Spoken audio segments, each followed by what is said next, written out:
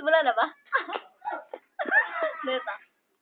Directed by Sheila. Paano mo malalaman kung may gusto sa'yo ang crush mo? Paano mo malalaman kung may gusto sa'yo ang isang tao? Yes.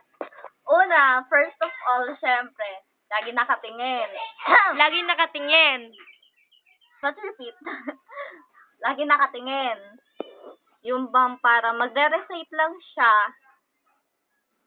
Magre-recite lang siya sa blackboard, tapos titingin muna siya sa'yo para malaman yung reaction mo kung naa-amaze ka ba or wala kang pake.